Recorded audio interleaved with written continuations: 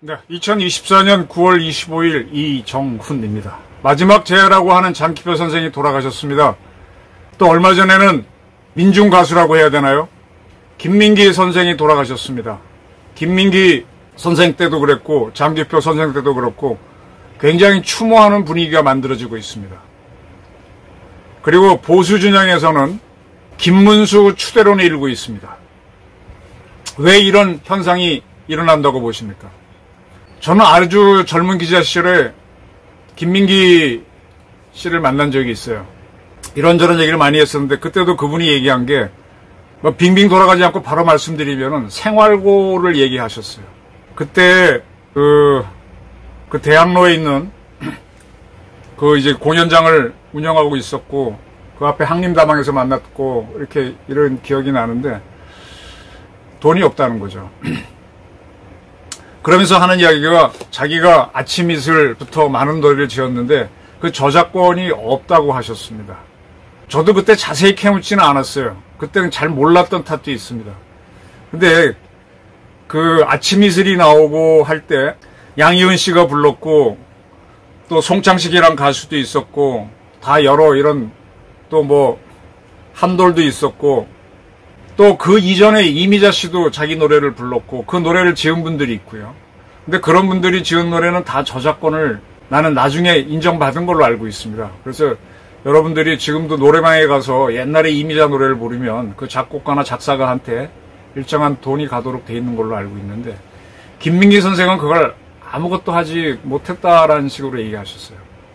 뭐 그거는 이미 다 뭐 보편화돼 있고 뭐 그래서 그랬는지 아니면 본인이 일부러 안 했는지는 정확하게 모르겠는데 저는 그때 김민기 선생과 쭉 인터뷰하면서 아 이분이 상당히 정직한 면이 있구나라는 생각을 했었어요. 돈에 예, 저는 기자를 하고 사회생활을 하면서 보다 보니까 젊은 시절에는 호르몬의 본능에 쏠립니다. 조금 고개 지나면은 돈에 끌려간다고 봐요. 돈과 본능 중에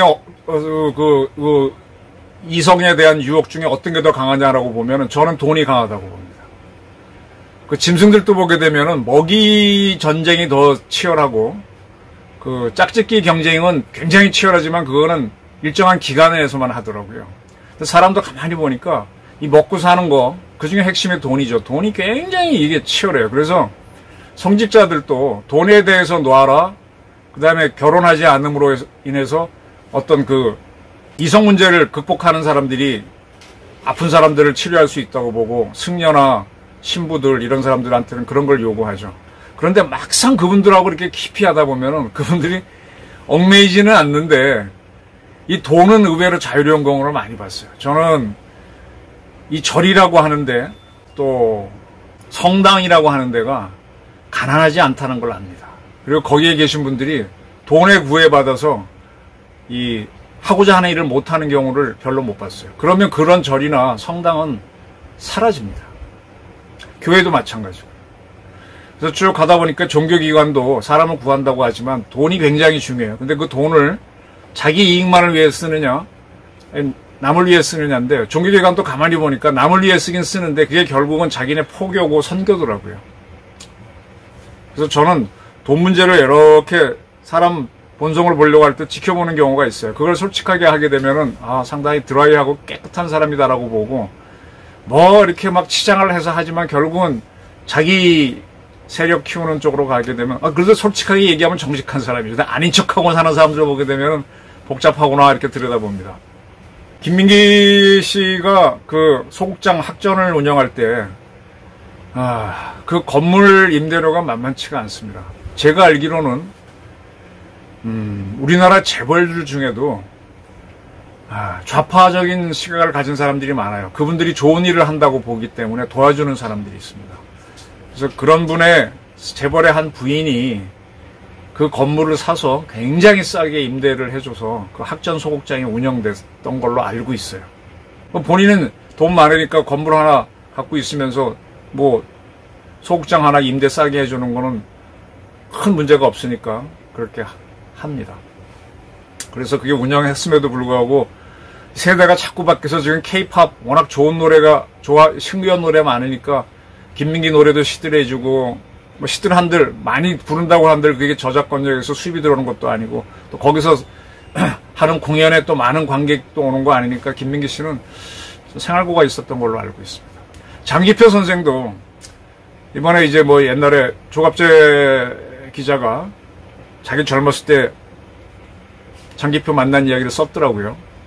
그 장기표 씨하고 관계된 거는 그 청계천 피복노조 전태일과 연결이 됩니다. 전태일 씨가 노동법을 지켜라 라고 하면서 분신했죠.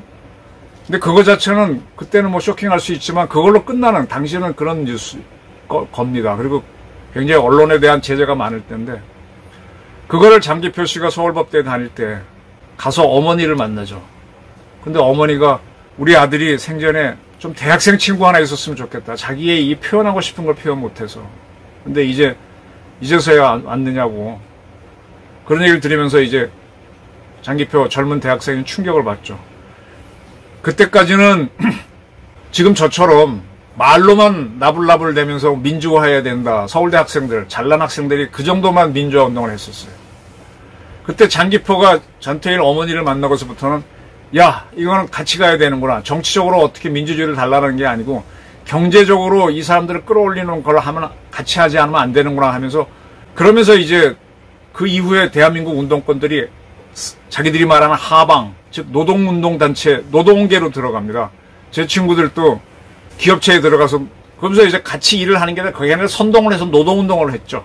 그래서 노동운동 한 친구들이 그 다음에 한 몇 년 하고 나서 감옥에 갔다 오거나 한다면 일제히 김영삼, 김대중 때 젊은 피를 구한다고 하니까 거기 들어가서 정치인으로 가는 거예요. 지금 유명한 정치인들이 다 그래요. 임종석이부터 뭐 송영길, 뭐 고려대학교 출신의 통일부 장관 했던 누구야. 다 그런 자들이에요. 김민석이도 그렇고 서울대 출신. 그리고 일부는 이제 기관으로 가죠. 기관에 들어가니까 정치보다 더 편하네요. 또 김대중, 김영삼, 노무현 뭐 이런 정부 들어서면 그 사람들이 공공기관에 일자리 많아서 제법 많은 사람들이 거기서 임원이 돼서 상당히 부를 누리고 조용히 살고요. 또 일부는 기업체에 갑니다. 기업체에서는 왜 그 사람들을 고용하느냐. 그런 사람들이 있어야 이 제야에서 노조운동을 할 때 좀 어떻게 커넥션이 되니까. 또 그래서 기업체 간 사람도 많습니다.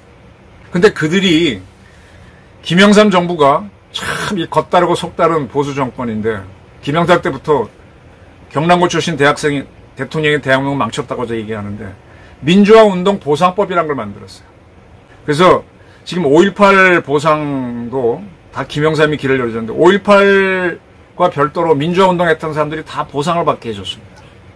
굉장히 많이 받죠, 돈을. 그 지금 협회 이사장을 이재호 씨가 하고 있을 거예요. 이재호 씨는 뭐 정치에 오긴 했지만 네, 어쨌든 거기 건너뛰고. 근데 그때 보상받을 수 있을 때 장기표는 안 받습니다. 내가 이런 보상받으려고 민주화운동을 한 거 아니다. 김민기도 저는 안 받은 걸로 알고 있습니다. 대상이었는지 아니지. 그분이 80년대에 그렇게 직접적으로 몸으로 움직이는 운동은 안 했으니까 뭐 구속된 건 없으니까 대상자가 아니었을 수도 있고 어쨌든 그분은 자기 저작권료를 받을 수 없었는지 안 받았습니다. 그리고 또 하나 지금 보수파들이 굉장히 추앙하는 김문수. 김문수도 서울대학교 경제학과 다닐 때 진짜 좌파였습니다. 지금도 보게 되면 제가 김문수 이렇게 선생 보게 되면 인민군 소자급, 중자급 그 깡마른 그런 스타일이라고 내가 농담하는데 그렇게 보여요. 근데 김문수가 내가 이거 한 걸로 안 받았습니다. 이런 거는요. 지금 저 민주당의 대부 누구예요? 그 표정 없는 사람. 이재명이 뒤에 수준. 저 용산고등학교 나온 그런 사람은 다 받았습니다. 그리고 여권에 있는 운동권 출신 국회의원 지낸 사람 중에서 받은 사람이 있어서 제가 옛날에 아유 의원님 그거 내놓고 광주 유공자 이거 진짜 허세 밝히자 이렇게 하십시오 하고 제가 권한 사람도 있어요. 근데 그분도 한참 고민하더니 아니 나 그렇게 못하겠다 그랬습니다. 자 김문수, 김민기 그다음에 장기표의 공통점은 어찌됐든 간에 돈으로 초연한 사람입니다. 그리고 김문수 선생도요. 본인이 말을 안 해 그렇지 사는 게 그렇게 형편이 없습니다. 쉽게 말하면 나머지 운동권들은 기업체에 들어가거나 공공기관에 들어가는 정치권에 가서 김대중, 김영삼한테 아부 붙었어. 참 노동운동 조그만 경력 쌓아갖고 와서 그게 유세가 돼가지고 그러면서 어쩌고저쩌고 지금은 이재명 만세 해갖고 줄 서는 거야. 정청래 같은 자가 그렇죠. 김민석이기도 학번으로 보게 되면은 이재명보다 높은데도 그 밑에서 어떻게든 맞춰주고 있잖아요. 장기표, 김문수, 김민기는 그런 점에서 상대적으로 돋보이는 겁니다. 장기표 선생이 보수로 왔나요? 보수로 오지도 않았습니다. 근데 보수하는 사람들이 굉장히 추앙을 해요. 그건 뭐냐? 지금 이재명, 문재인녀에 대한 대실망 때문입니다. 김민기 선생 돌아갔을 때 그렇게 사회에서 추앙했던 것도 김민기에 대해서 관심이나 있었나요? 김민기 선생 어릴 때 도와준 사람 몇 명이나 되나요? 그리고 그 전에 김지아에 대한 관심도 같은 거였습니다. 김지아는 나중에 뭐 보수라고는 할 수 없지만 죽음의 굿발을 때려치워라 하고 뭐 이렇게 바른 소리 했었죠. 그러니까 좌파의 추앙이었는데 좌파로부터 배척을 당했습니다. 근데 제가 알기로는 김지아 선생도 약간의 도와주신 분들은 있어요. 모 신문사 회장이 뭐 한두 번이겠지만 또 이렇게 좀 드리고 이제 그분들이 그런 거 참 안 받으려고 했는데 그걸 받고 좀 사셨던 것 같아요. 오히려 그분들을 도와줬던 거는 아까 학전소곡당을 도와줬던 뭐 재벌 사모님처럼 그런 분들이 편하게 이렇게 좌파들은 아니었던 얘기입니다. 지금 우리 사회가 김지아에 이어서 김민기, 장기표 그리고 보수에서는 지금 김문수 대세론을 뜨는 거는 하도 정치 그리고 자기 먹고 사는데 달라붙어갖고 너절너절한 주사파 운동권에 대한 절망 때문입니다. 이번에 최재형이라는 목사가 뭐 수사심의위원회를 요청해서 청탁법, 김영란법 위반은 다시 수사했으면 좋겠다 이런 의견이 나오니까 환호하고 있는데 그 최재형이라는 사람을 이렇게 보면서 그 사람 목사라며 그 이북도 여러 번 갔다 왔다며 그 양반이 쓴 글도 몇 개 봤어요. 근데 그런 사람을 지지하고 같이 움직이는 정치인이 누군지도 보고 있습니다. 그런 사람이 대한민국을 움직여? 옛날 같으면 그런 사람이 떠드는 거는요, 어떠한 기자도 기사화해주지 않습니다. 쓰레기 취급하죠. 정치인들도 상대 안 해줘요. 기본적으로 어느 윤리 수준이 안 되니까. 근데 그게 지금 다 통하는 게 운동권 애들이 정치권에 가고 하다 보니까 이 기본이 무너진 사회가 된 거예요. 제가 지금 우리 대통령 영부인 김 여사가 잘했다는 걸 옹호하는 게 아닙니다. 그걸 하기 위한 게 아니라 누가 떠들어도 기본이 안 된 사람들 거는 인정은 안 해주는데 이제는 그 다 갖다 붙여줘. 그런 언론도 있어. 그러니까 사회가 무너진 겁니다. 그런 와중에 장기표, 김민기, 김지아, 김문수는 그래도 꼿꼿하게 산 겁니다. 옛날 같으면 이분들이 이렇게 추앙받지 못했을 거예요. 보수 세력이 그렇게 다시 보지도 않았을 겁니다. 근데 하도 좌파들이 지금 이재명과 그 정청래 뭐 이런 거 하는 걸 또 보세요. 거기 뭐가 옳고 그름이 있어. 떼거지 정치만 있지. 네. 저는 장기표, 김민기, 김문수, 그 다음에 옛날에 김지아를 인정했던 보수 세력의 목소리는 하도 좌파들이 윤리가 무너져서 나오는 거다. 이렇게 봅니다. 한국 사회 좌파는 정말 처절하게 무너져 버렸습니다. 이재명, 문재인처럼 운동권도 아닌 자들을 내세워서 자기들이 나서면 잘 안 되니까 아바타처럼 뒤에 조종하면서 먹고 살 국리나 하고 있는 게 특히 정치권에 있는 주사파들. 감사합니다.